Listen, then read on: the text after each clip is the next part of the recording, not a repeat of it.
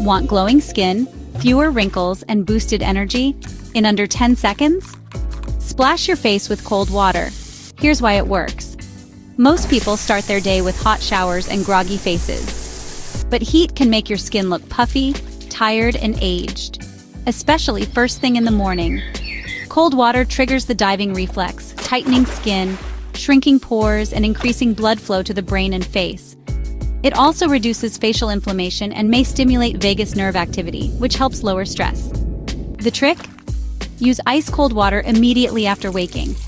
Splash your face 5-7 times or use a chilled towel for 30 seconds. Bonus: add a few deep breaths while you do it.